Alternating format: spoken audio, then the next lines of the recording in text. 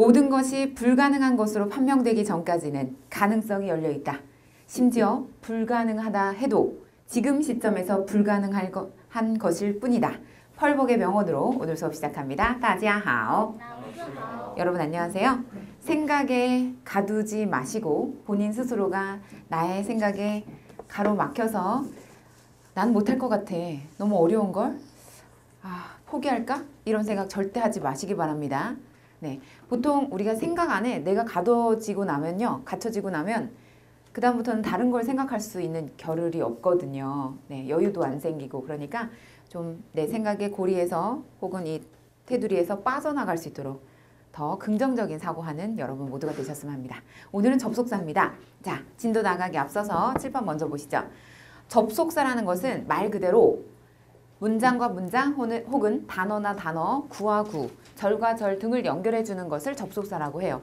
그동안 우리가 초급 단계, 아주 1단계에서부터 기초 왕초보서부터 그 다음에 중급에 이르기까지 다양한 회화를 공부한 바 있는데 그 문장 중에서 하나의 문장이 아닌 2개 이상의 문장이 대체로 접속사로 연결되는 경우가 많거든요. 오늘은 이 9가지 접속사에 대해서 공부해 보겠습니다. 자, 칠판 보시죠. 중국어의 어순 가운데 부사어, 관형어, 주어, 부사어, 수어, 보어, 관형어, 목적어 이렇게 문장의 어순상 앞쪽에는 부사어, 관형어, 주어가 또 뒤쪽에는 부사어, 수어, 보어, 관형어, 목적어가 놓일 수 있다는 거 기억하시고요.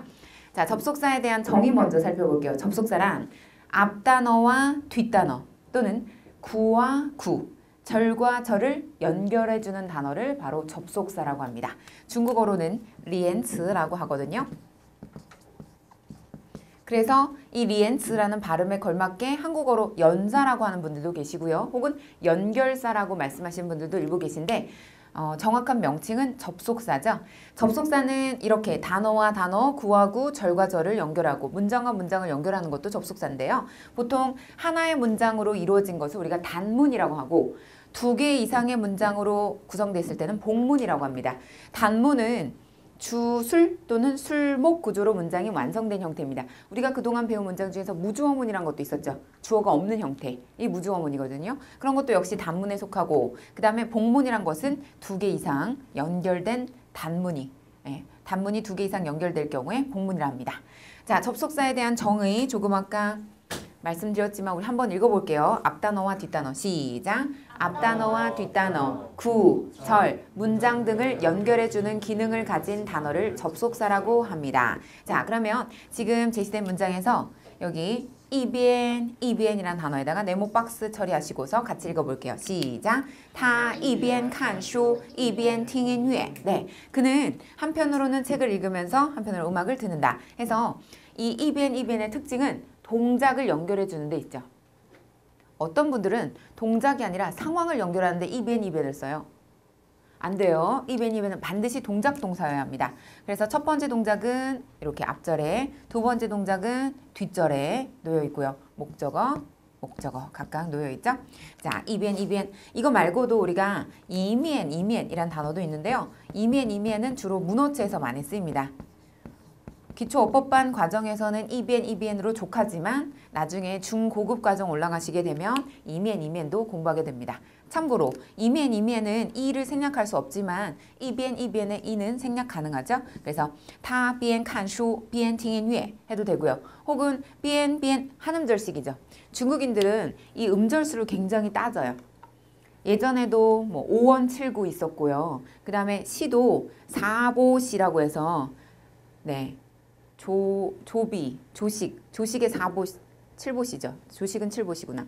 어쨌든 사언 4마디로 구성되어 있는 시도 있고 5마디도 있고 7마디도 있잖아요. 현대 한어에서도 이러한 음률 법칙은 조금 존재하는데요. 앞에서 비엔칸이라고 했으면 또 뒤에서도 비엔팅 이렇게 한 음절 이렇게 음절수를 따져주는 규칙도 있습니다. 참고하세요. 다음 2개 이상의 단문으로 구성된 문장을 복문이라고 하죠. 예, 복문 정의고요. 한번 이 문장은 우리女同学들만 읽어보세요. 시작! 他心情不好所以没接电话. 그는 기분이 좋지 않아서 그래서. 보세요. 所以는 현재 앞문장과 뒷문장을 연결해 주는데 뒷절 문두에 쓰였죠. 보통 뒷절에 쓰이는 접속사들은 뒷절 문두에 와야 돼요. 주어가 있다 할지라도 뒷절 문두에 와야 돼요. 알겠죠? 뒷절에 주어가 있다 할지라도. 네. 所以没接电话 에서 接电话 역삼각형, 삼각형 해보시고요. 전화를 받다.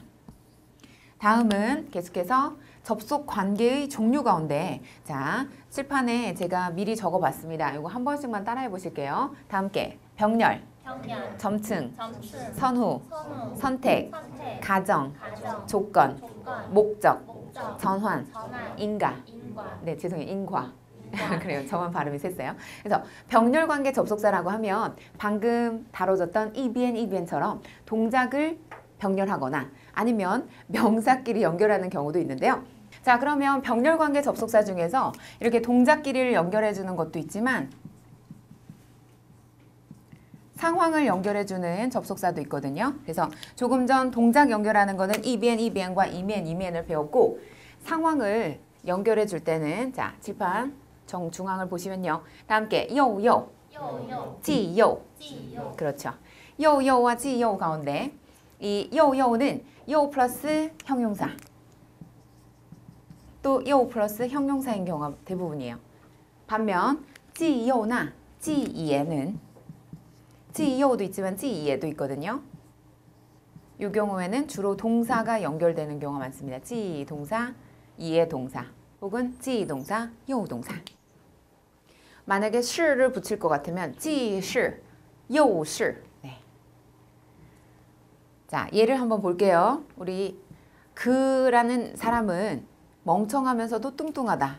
네, 그래서 요, 笨, 요, 팡 할 때 笨과 팡은 각각 어때요? 형용사들이죠? 네, 형용사와 형용사 연결할 때 요를 많이 쓰니까 중작할 때도 여러분 기왕이면 형용사 쓸 것 같으면 요를 쓰시면 되고 동사라면 지, 이에 쓰시면 됩니다. 자, 그러면 이 문제 한번 읽어보죠. 시작. 他这个人又笨又胖. 네. 다음은 병렬관계 접속사에 대한 마인드맵인데요. 여러분,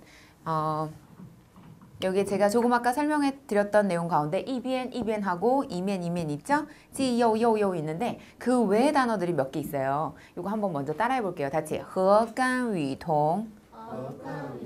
네, 그 다음에 이 뒤에는 지,儿,빙이란 단어인데요. 여기까지는 고급 수준에서 여러분들 공부하시게 되고 이게 和甘与同은 접하신 적 있으실 거예요. 크게 확대해서 적어드릴게요. 和跟이란 단어, 뭐뭐와란 뜻을 가지고 있죠? 그래서 和와 끈의 특징은 뭐냐면 명사와 명사를 연결할 때 쓰고 이거는 회화체든 문어체든 골고루 쓰입니다. 근데 위동은요. 위와 동은 품사는 명사와 명사 연결할 때 쓰는 거 맞는데 이건 문어체에서 쓰이는 단어입니다. 위에 거는 회화체, 밑에 거는 문어체. 회화체를 우리가 거우유라고 하고요. 문어체는 슈면유라고 하거든요. 그래서 거우유와 슈면유 이렇게 비교할 수 있습니다. 자, 조금 전 화면 병렬관계 마인드맵에서 병렬관계란 두 개 단어 이상의 단어나 혹은 문장이 동등한 위치에서 동일 사물에 대한 다양한 측면 설명 또는 묘사할 때 쓰는 병렬관계 접속사. 그래서 앞의 내용과 뒤의 내용의 비중이 거의 비슷해요. 하지만 조금 차이점이라고 하면 요나 지요 중에서 지요의 경우는 또 지이의 경우는 뒷절이 좀 더 강조될 때 써주는 그 접속사라서 这个教室